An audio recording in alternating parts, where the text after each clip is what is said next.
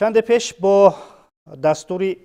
رئیس مجلس ملی مجلس عالی جمهوری تاجیکستان، پرزیدنت فدراسیون فوتبال تاجیکستان، رئیس شهر دوشنبه محترم رستم امامعلی یک تاریخنامه فوتبال تاجیک با نام فوتبال و رشد آن در جمهوری تاجیکستان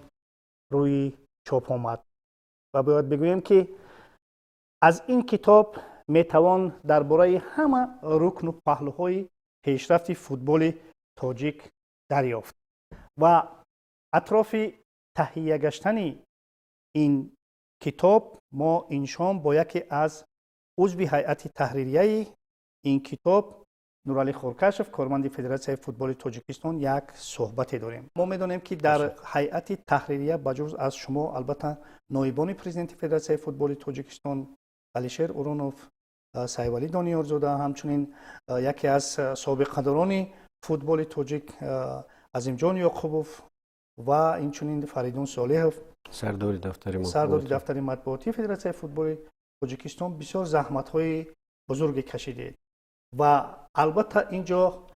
اسم دلنوزه احمدزاده همچون مؤلف این کتاب باید یادآور شود که واقعا هم این بانوی عزیز در جمع آوری این گونه مواد در تهیه این کتاب بسیار سهمی مناسب دارند و من میخواستم درباره همین روند انجام شده تهیه گشتن همین کتاب ما و شما صحبتی هم داشته باشیم. تذکر باید داد که ما عموما در 70 سالی شوروی و ما یک کتابی که فراگیری همین تمام مرحله های رشد فوتبال در کشور باشد، همین خیلی کتاب ما نداشتیم و خب در زمان صاحب استقلالی هم که با علاقه با 35 سال استقلالیت ما یک در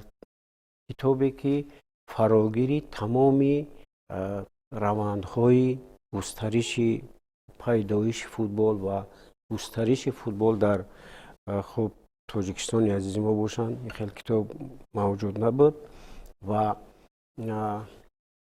یک کتاب اگر خطا نکنم با زبان روسی بود درباره چمپیون اولین تاجیکستان، این درباره دسته دینamo استالیناباد و کتاب دیگری که بسیار معلومات بسیار برجسته و معلومات مکملتری را که درباره یکی از دسته های بسیار شهرتیار تاجیک، دسته فوتبال پامیر نقل میکرد. این کتاب استاد عظیم یعقوب هست، از رسویتا در رسویتا نام دارد و این کتاب هم با زبان روسی تهیه شده است و ما در مجموع یک کتابی که فراگیری تمامی پهلوهای رشد و انکشاف پیدایش فوتبال تاجیک، درباره شخصیت‌های برجسته فوتبال تاجیک، درباره اون نفرایی که در این نمود زیبای ورزش سهم گذاشتند، ما در این بالا یک کتاب مکمل وجود نداشت و با دستور سپارش بی‌واسطه رهبر فوتبال کشور پرزیدنت فدراسیون فوتبال تاجیکستان محترم رستم امامعلی دستور داده شد که این کتاب بخشیده به تجلیل با شکوه 35 سالگی استقلالیت جمهوری تاجیکستان تهیه گردد و با راهبری زیر راهبری معلمه دلنوزه احمدزاده هیئت کاری تأسیس داده شد و اولین جلسه این کمیته کاری در مجلسگاه فدراسیون فوتبال تاجیکستان برگزار گردید و سمت فعالیت هر کس معین و مقرر کرده شد. چی مواد رو جمع بیارد؟ درست؟ بله، ما پیش از همه باید بگوییم که همین اول با مؤلف و معلمه بسیار عزیز دلنوزه احمدزاده باید تشکر الهیده بیان نمود، زیرا ببینید که ما اون گونه که گفتیم در 70 سال شوروی و در اگر 35 سال زمان صاحب استقلالی را با اینابت بگیریم و از همون دوره پیدایش فوتبال ما در تاجیکستان که از دوره سال 1936 گفتیم که شروع می شود، اگر از همون دوره ما پیدا گیریم و آهسته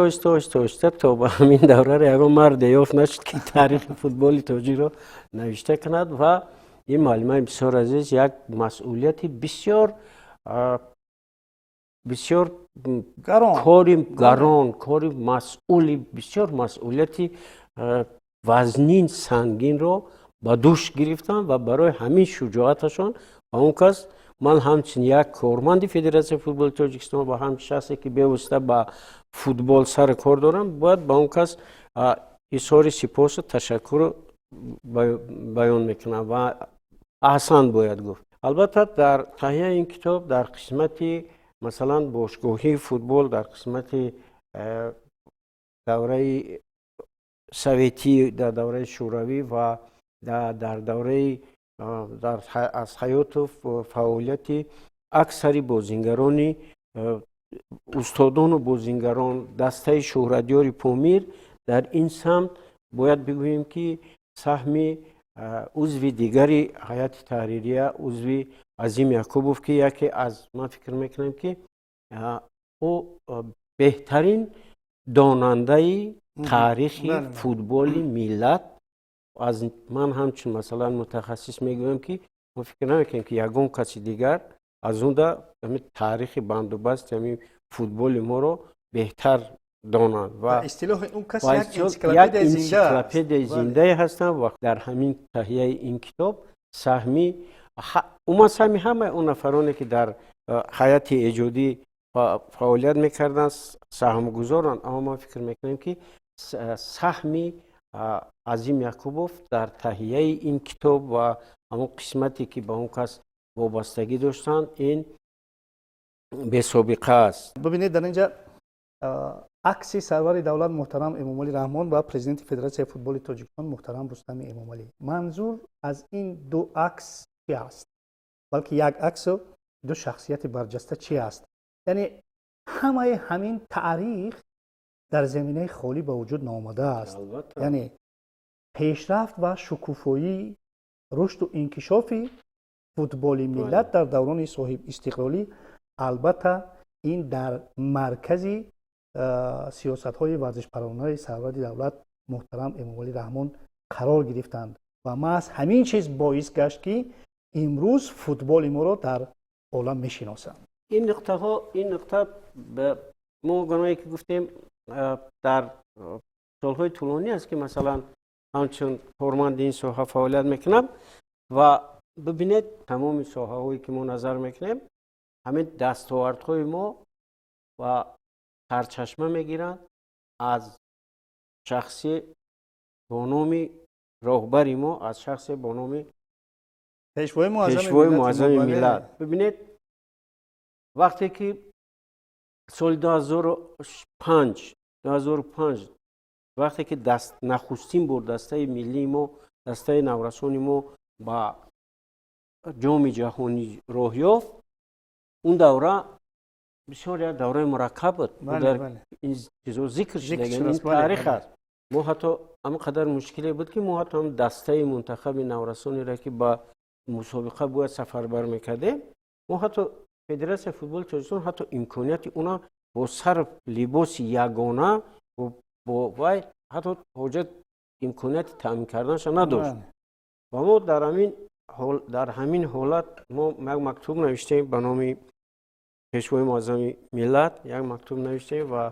حالت را فهموندیم که ما حاضر در همین حالت قرار داریم. ببینید سال 2005 21 سال پیش و در همون دوره با یک فرمان خود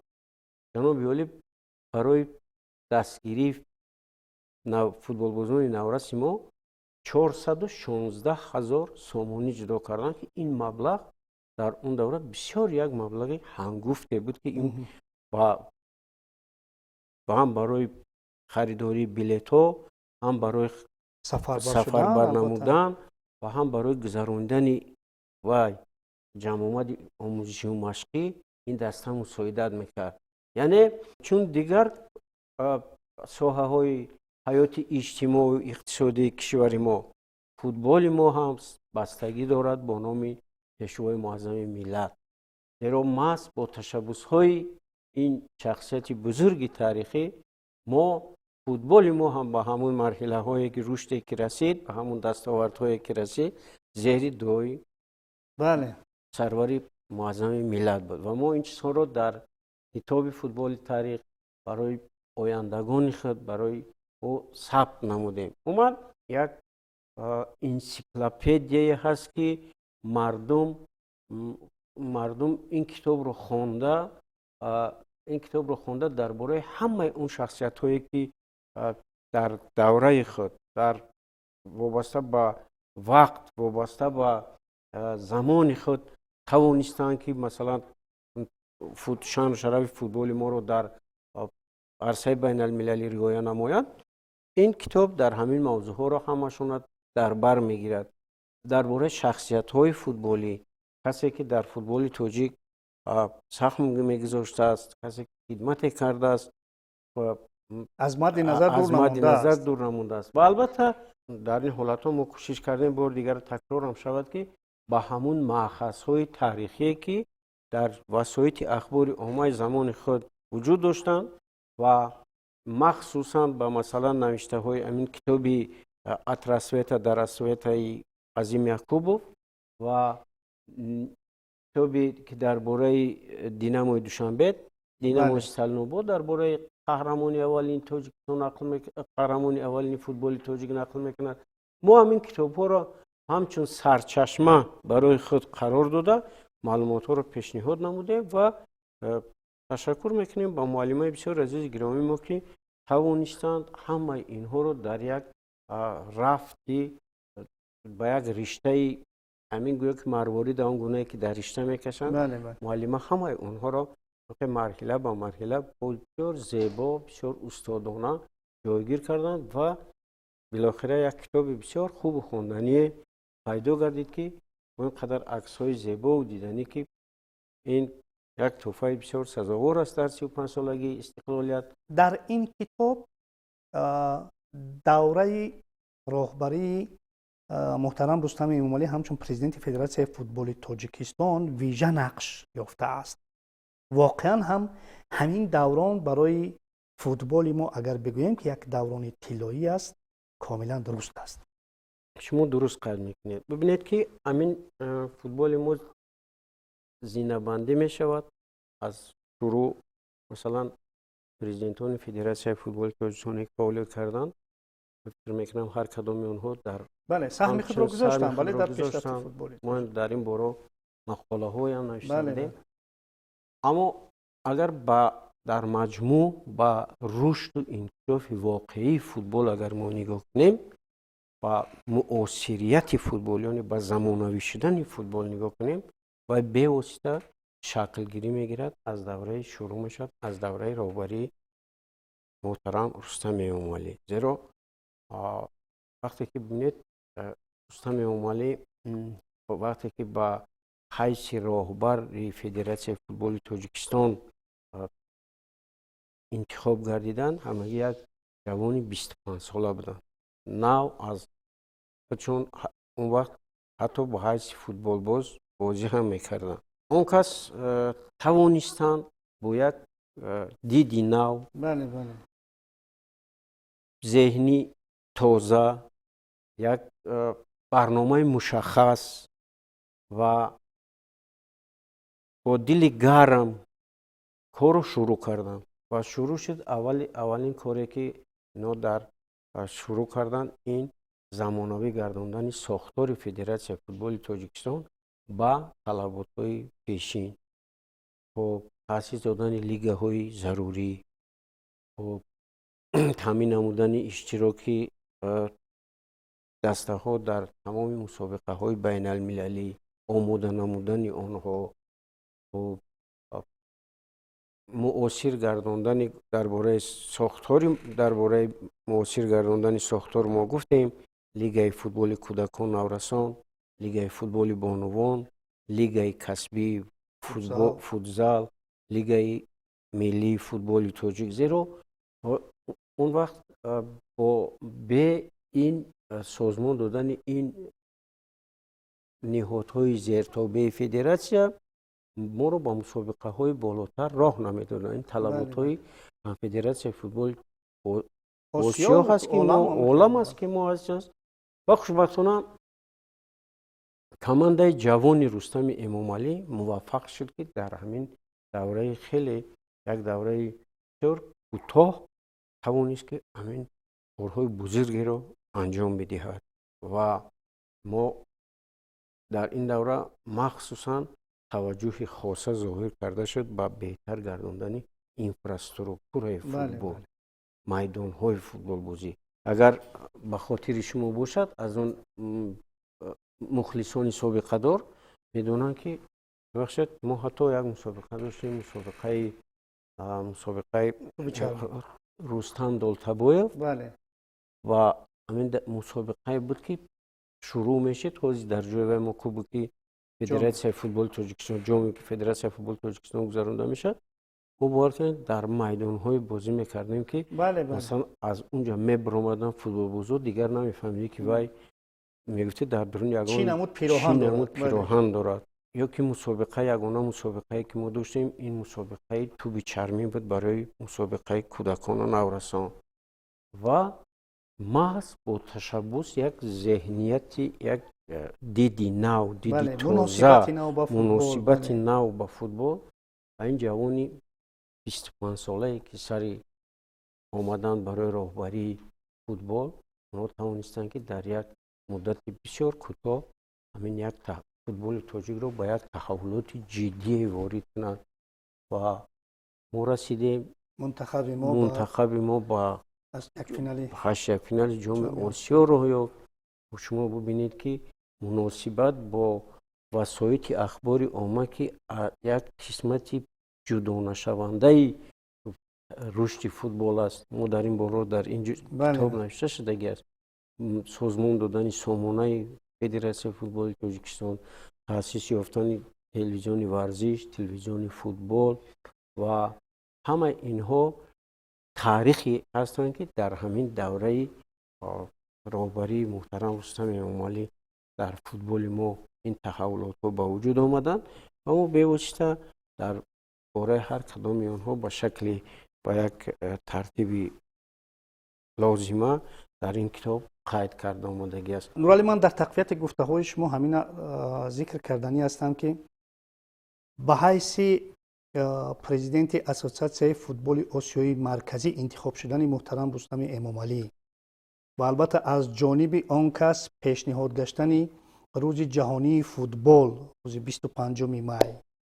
اینها البته شهادت همه آن گفته های شما هستند که چگونه در این دوران فوتبال ما تغییر یافت و نگاه عالمیان به فوتبال ما دیگر شد و با اصطلاح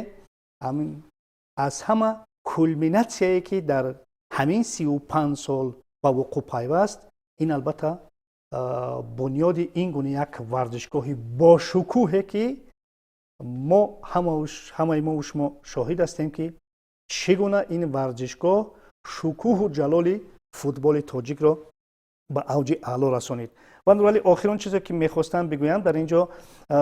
بسا رمزی است که من همین کتاب محض در عرفه 35مین سالگرد استقلال دولتی به وقوع پیوست، زیرا فوتبال و استقلال به هم بسیار دو مفهومی توأمند، یا نه؟ البته من هم 100% با این گفته‌های شما راضیم و همین دستاوردهایی رو که ما با یعنی فوتبال ما هم توسط همین استقلالیت با همه این دستاورد و شکوه و شهامت رسید. هم با جام جهان برآمدن هم با جام جهان برآمدن تیم نورسانمون، هم برآمدی بسیار درخشان تیم ملی در جام آسیا و هم با جام جهان برآمدن فوتزال ما و هم تغییر اینفراستراکچور کردن فوتبال ما و هم بنیاد چنین یک ورزشگاهی که واقعا هم مثلا شکوه و شهرت فوتبال ما هست. همه اینها با شرافت استقلال و زیر راهبری اساسگزار صلح و وحدت ملی به وقوع پیوستند که این باعث فخر و افتخار هر یک تاجیکستانی است و با استفاده از فرصت مناسب میخوام تمام دوستداران فوتبال، هواداران فوتبال را با جشن استقلال و 35 سالگی سرزمین بسیار زیبا و نورانی و دوست داشتنی خودمان تبریک و تهنیت بگویم و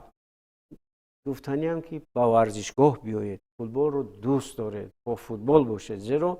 فوتبال جزئی جدا نشدنی حیات تمام مردم سیاره است. بسیار عالی، بسیار خوب. ما باشیم در نوبت خود کلا مردم تاجیک رو با نشر گشتن این گونه یک تاریخنامه فوتبال تاجیک تبریک و تهنیت میگوییم و ما از ایشان دعوت میکنیم که این کتاب رو مطالعه کنند و درباره فوتبال تاجیک، درباره تاریخ فوتبال تاجیک چیزهای خیلی و خیلی زیادی رو خواهند دانست. برای یک صحبت خوبتان اظهار سپاس به شما دوستان عزیز ارجمند. در همینجا برنامه ما به انجام میرسد.